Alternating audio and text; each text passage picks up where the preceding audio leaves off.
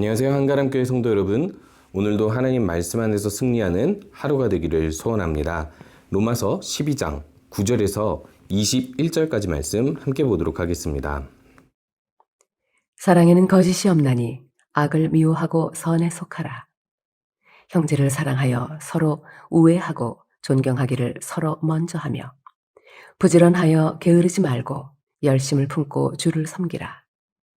소망 중에 즐거워하며 환난 중에 참으며 기도에 항상 힘쓰며 성도들의 쓸 것을 공급하며 손 대접하기를 힘쓰라. 너희를 박해하는 자를 축복하라. 축복하고 저주하지 말라. 즐거워하는 자들과 함께 즐거워하고 우는 자들과 함께 울라.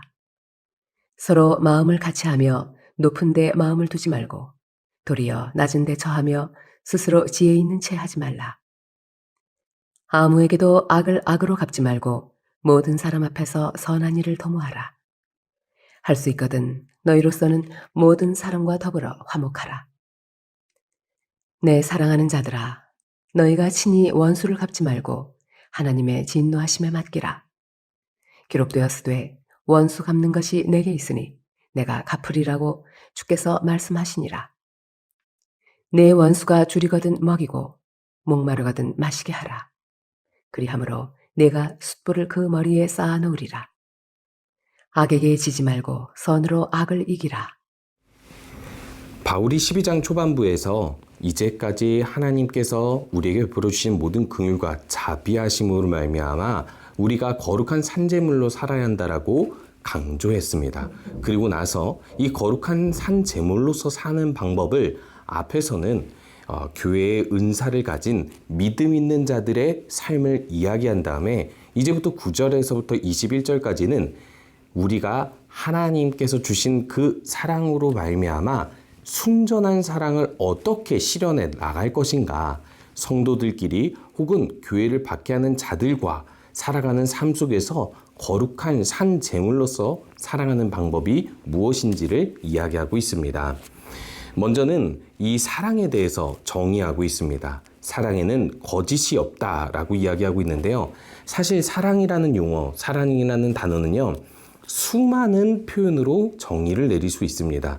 사랑은 온유한 것이다. 사랑은 오래 참는 것이다. 고린도전서 13장에서도 여러 가지로 표현하고 있는데요. 오늘 이 로마서 12장 9절에서 특별히 거짓이 없다라고 이야기하는 이유는 무엇일까요? 그것은 로마서 3장에서 이야기했던 대로 하나님만 참되시고 사람은 다 거짓되는데 하나님의 사랑을 입은 자들은 참되신 하나님의 사랑을 입어서 그 사랑을 실현할 수 있다라고 이야기하고 있는 것이죠. 결국에는 이것이 거짓말을 하지 않는 사랑 혹은 진정성 있는 사랑이라는 표현이기보다는 사랑에는 거짓이 없고 악을 미워하고 선에 속하라라고 명령하는 것을 볼 때 하나님에게서 나온 하나님에게 받은 그 순전한 사랑을 실천하라고 요구하고 있는 것입니다. 그렇다면 이것은 구체적으로 무엇이라고 할 수 있을까요? 하나님께서 우리를 사랑하시는 방법, 하나님의 성품과 인격대로 사랑하라는 것입니다. 우리들은요, 사실상 사랑이라는 것을 이렇게 생각할 수 있습니다. 내가 사랑하고 싶은 사람을 사랑하는 것, 내가 사랑하고 싶은 방식대로 사랑하는 것, 나의 본성대로 사랑하는 것. 그러나 우리가 앞에서 거룩한 산 제물이 무엇을 의미하는지 살펴보지 않았습니까?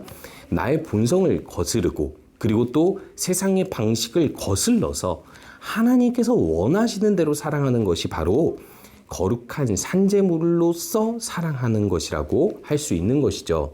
그렇다면 그렇게 사랑하는 것은 무엇인지 우리가 이 말씀을 통해서 더 살펴보도록 하겠습니다. 첫 번째, 성도들끼리 사랑할 경우에 이렇게 이야기하고 있습니다. 먼저 12장 10절에서 이렇게 이야기하고 있습니다. 형제를 사랑하여 서로 우애하고 존경하기를 먼저 하라라고 이야기하고 있습니다. 우애와 존경을 하는데 먼저 하라고 하는 의미는 무엇일까요? 먼저는 이 우애라고 번역한 이 용어가 사실상 가족 간의 뜨거운 사랑, 이 가족 간의 혈연지간의 끈끈한 사랑을 하는 것을 이야기하기 때문에 사실상 형제 간의 우애라고 번역하는 것이 아주 적절하죠. 형제들이 친구들끼리 가지고 있는 그 우정보다 더 깊은 끈끈한 사랑을 우애라고 하잖아요. 그런데요, 우리가 하나님 안에서 예수 그리스도의 피로 한 형제, 한 가족이 되었다면 우리들이 혈연 관계로 가족이 된 사람들보다 이 교회 안에서 가족이 된 이 관계를 우리가 더욱더 중요시할 수 있어야 된다는 것입니다. 그 우애를 지켜나가야 한다라고 이야기하고 있습니다. 사실 교회에서 우리가 가족같이 사랑하려고 하나 정말 가족 같을 수 있을까요? 사실 어렵습니다. 실제로 우리가 피를 나눈 것이 아니고 또 가족들보다 더 오래 있는 것이 아니기 때문에 사실 그것이 어려울 수도 있는데요. 그래서 오늘 이야기하고 있는 바는 이 가족들보다도 더 서로 사랑하고 그 형제 간의 우애를 지키는 사랑을 하기 위해서 우리가 해야 할 것은 의지적으로 어떤 표현을 해야 된다는 것입니다. 그것이 바로 여기에서 이야기하고 있죠. 그 우애와 존경을 먼저 하라는 것입니다. 먼저 서로를 존경을 하되 내가 그 사람과 아주 가깝지 않아도 내 마음이 그 사람에게 아주 열렬히 감정이 뜨겁지 않다 하더라도 그 사람에게 좋은 감정이 없다 하더라도 먼저 그 사람을 존중하고 존경하여서 그렇게 가족 간의 우애를 나누는 사랑처럼 우리가 사랑을 해 나아가야 한다라고 이야기를 하고 있습니다. 이 두 번째로 부지런함과 열심을 품고라는 표현으로 말씀하고 있는데요.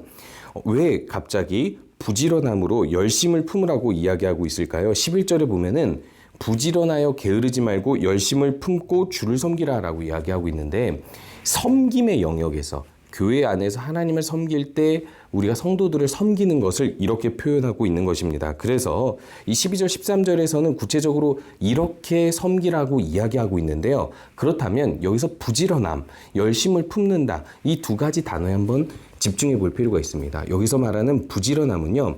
이 사실상 이 부지런함이 재촉하다, 서두르다라는 동사에서 왔습니다. 그러니까 우리가 생각했을 때 부지런함은 천천히 꾸준히라는 표현을 좀 우리가 생각하잖아요. 그런데요, 재촉하다, 서두르다 이런 표현은요, 내가 뭔가 조금 느려지고 있다라는 것을 인식하고 빨리 나가야 된다라고 생각할 때, 그러니까 더 일을 해야 되겠다고 생각하는 그런 마음으로 부지런하게 섬긴다라고 이야기하고 있고요. 그리고 또한 열심을 품고 해서 이 열심을 품고는요, 화산이 불출하듯이 팔팔 끓어오른다라는 뜻을 가지고 있습니다. 그러니까 하나님께서 하나님의 영으로 우리에게 뜨거운 감정을 주시면 그 감정을 가지고 게으르지 않고 이 뒤로 물러서지 않고 더욱더 적극적으로 서로를 섬기는 데 힘쓴다라는 것입니다. 여기서 우리가 배워야 할 것이 있습니다. 우리가 성도들끼리 사랑한다라는 것은요, 게으름으로 하지 않는다라는 것입니다. 잘 생각해 보면 사랑과 게으름이 반대말이라고 생각하기 어렵거든요. 그런데요, 우린 누구에게 게으릅니까? 누구를 섬기는데 게으릅니까? 사랑하지 않는 사람들을 섬기는데 게으릅니다. 그렇기 때문에 반대로 우리가 누군가를 사랑한다라는 것은요, 감정적인 부분이기보다는 먼저 그 사람을 섬기기 위해서 부지런하고 열심을 품을 줄 알아야 된다라고 이야기를 하고 있는 것이거든요. 그것을 어떻게 표현하고 있냐면 한 소망 안에서 함께 즐거워하고 그리고 환난이 있더라도 함께 인내하고 그리고 기도하면서 이 모든 것들을 항상 힘쓰되 성도들의 쓸 것을 공급하여 주고 손님 대접하기를 힘쓰라라고 이야기하고 있습니다. 기도와 성도들을 대접해주고 은혜를 베푸는 부분들 그리고 손님, 낯선 사람이 교회에 왔을 때 대접해주는 것까지 우리가 교회 안에서 만나는 모든 성도들 간에 이렇게 적극적인 교제로 적극적인 섬김으로 서로를 사랑하라고 이야기하고 있는 것입니다. 자, 그러면은 세 번째로 성도들끼리의 사랑을 어떻게 표현하고 있을까요? 15절에 보면 즐거워하는 자들과 함께 즐거워하고 우는 자들과 함께 울라라고 이야기하고 있습니다. 사실 즐거워하는 자들, 우는 자들 이것은 신앙적으로 감사해서 혹은 신앙적으로 애통하는 마음을 가지고 있어서라고 이야기하는 것이 아니라요. 어떤 사건에 의해서 누군가 즐거운 일이 있으면, 어떤 사건으로 인해서 누군가 울 일이 있으면 그 사건에 우리가 함께하면서 단순히 마음을 높은 데 두고 스스로 지혜 있는 척하면서 그 사람에게 이렇게 해 저렇게 말로만 하는 것이 아니라 같은 마음으로 함께 있어주라고 이야기하고 있습니다. 사실 이거는 어려운 일이죠. 우리들은 그 사건을 함께 즐거워할 수 없는 상황인데 그 사람이 즐거워하는 일이 있다고 해서 함께 즐거워해주고 그 사람이 울 일이 있다고 해서 함께 운다라는 것은요. 어디까지나 그 사람의 일이 내 일이 되어야 합니다. 그 사람의 즐거운 일이 내 즐거운 일이 되어야 되고 그 사람의 슬픈 일이 내 슬픔이 되어야 하는 것입니다. 그래서 하나님께서 말씀하신 순전한 사랑은 이렇게 본성을 거스르는 사랑일 수밖에 없는 것입니다. 이것이 바로 거룩한 산 제물로서 사랑하는 것인 거죠. 그렇다면 우리가 어떻게 이 사랑을 구체적으로 실천할 수 있을까요? 사실상 우리들은요. 마음을 낮은 데 두어야 합니다. 마음을 낮은 데 둔다라는 것은 무엇이냐면요. 그 사람이 당면한 모든 일들을 내가 함께하기 위해서 그 사람의 모든 슬픔, 모든 기쁨, 이 감정을 공감하고 그 사람이 당한 모든 일들에 내가 함께 있어주고자 하는 어떤 마음의 열심, 마음의 사랑이 필요하다라는 것이죠. 자, 그러면 이제 마지막으로 외부인들, 교회 외부인들, 박해하는 자들 혹은 우리에게 악을 행하는 자들에게는 어떻게 사랑하라고 지침을 주고 있을까요? 14절과 17절에서 21절을 살펴보면 먼저 14절에서는 아주 명료하게 이렇게 이야기합니다. 우리를 박해하는 자들이 있다면 그 박해하는 자들을 축복하고 저주하지 말라라고 이야기하고 있습니다. 왜 그들을 축복해야 할까요? 그리고 그들을 축복하는 것은 쉬울까요? 우리들을 박해하고 미워하는 사람들이 있다면 사실상 그들은요 우리들의 적입니다. 우리들을 불편하게 하는 정도가 아니라 우리들을 위협을 주는 존재들이기 때문인 것이죠. 그런데 그들을 어떻게 축복하고 어떻게 기도해 줄 수 있겠습니까? 그런데요 이 말씀의 핵심이 있습니다. 이 사랑의 핵심이 있습니다. 하나님은 우리가 죄인 되었을 때, 원수 되었을 때 먼저 사랑하셨습니다. 먼저 다가오셨습니다. 하나님의 모든 자비하심이면 이것을 우리에게 요구할 수 있는 것이죠. 결국 그 사람들에게 우리가 하나님에게 받은 사랑을 전해줄 수 있는 때가 바로 박해받는 때인 것이죠. 그래서 축복하며 기도해 주라고 이야기하고 있는 것이죠. 그들의 안전을 위해서 기도해 줘야 되고 그들이 더 평안하고 그들이 더 행복하기 위해서 그들이 더 하나님 알기 위해서 기도해 줘야 된다는 것이죠. 이것을 거부했던 한 선지자가 있습니다. 바로 요나죠. 요나는 니느웨로 가서 복음을 전하라고 했을 때 전하려고 하지 않았고 결국 바다에 빠져서 살아남았을 때 순종하여서 니느웨로 갔지만 하루아침만 전하고 더 이상 전하려고 하지 않았습니다. 그런 것처럼 이렇게 하나님의 사랑으로 나를 피해를 주는 사람을 사랑하고 축복 기도해 주는 것은 어렵지만 그렇게 해야 되는 또 다른 이유가 있습니다. 그들은 기독교인들을 박해하는데 누가 그들을 위해 기도해 주고 그들을 고치겠습니까? 하나님께서 그들을 사랑하시고 또 고치고 그들을 회복하게 하시려면 박해받는 믿는 자들만 그들을 위해 기도해 줄 수 있습니다. 그들을 위해 기도해 줄 수 있는 사람이 유일하게 박해를 받는 자들이라는 것이죠. 그렇기 때문에 하나님께서는 그들에게도 사랑을 주기 위해서 박해하는 자들을 위해서 기도하고 축복하라고 이야기하고 있습니다. 더불어서 우리에게 악을 행하는 사람들에게 악을 악으로 갚지 말고 선으로 악을 이기라라고 이야기하고 있는데요. 우리가 악에게 진다는 것이 무엇이겠습니까? 악한 자가 악을 행했을 때 그대로 되갚아줘서 우리가 그 사람을 심판하는 것입니다. 하지만 원수 갚는 것은 하나님께 있기 때문에 이 원수에게 대한 모든 갚으심은 하나님께서 하실 것을 믿고 우리가 손을 내려놔야 된다는 것입니다. 그리고 선으로 악을 이긴다는 것이 무엇이겠습니까? 악한 자들의 그 악을 행한 것에 대해서 나도 똑같이 악으로 되갚아주는 것이 아니라 하나님께서 일하실 것을 기다리면서 그들을 위해 기도해 주는 것입니다. 사실은요, 어려운 이야기죠. 어려운 이야기지만 우리가 이것을 할 수 있는 이유는 단 한 가지입니다.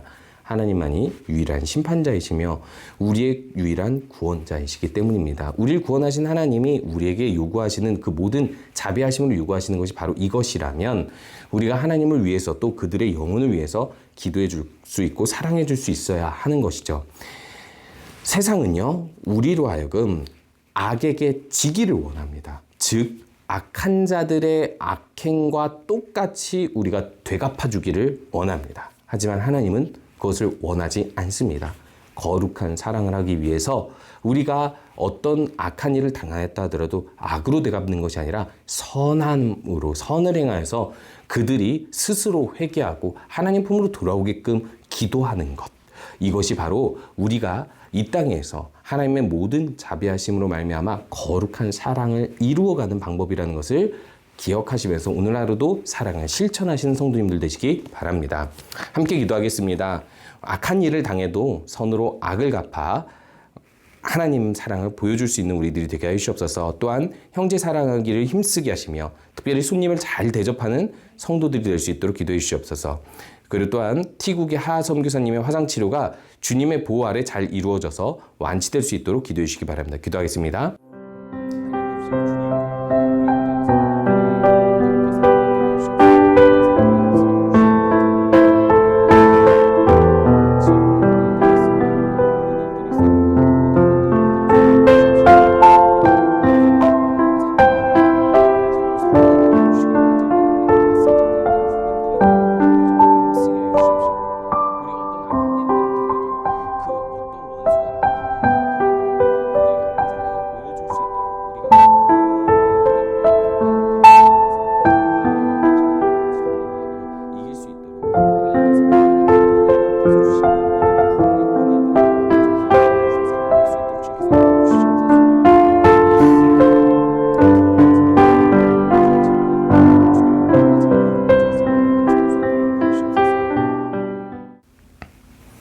함께 기도하겠습니다. 하나님께서 우리와 함께 하심을 감사드립니다. 하나님의 사랑을 본받아 우리가 성도들끼리 사랑할 때에는 부지런하여 열심을 품고 우애하며 존경하기를 먼저 하게 하여 주시옵시고 무엇보다도 즐거워하는 일들, 우는 일들이 있으면 함께 할 수 있는 그런 낮은 마음을 품은 성도들이 되게 하여 주시옵소서. 우리에게 악을 행하는 자들이 있다면 그들에게 악으로 대갚아주는 것이 아니라 하나님께서 그들에게 선을 행하시도록 기도하며 그들에게 유일한 구원자가 하나님이시라는 것을 보여줄 수 있도록 하나님의 사랑을 보여줄 수 있도록 하나님의 구원을 알려줄 수 있도록 주님 인도하여 주시옵소서. 예수님의 이름으로 기도합니다. 아멘.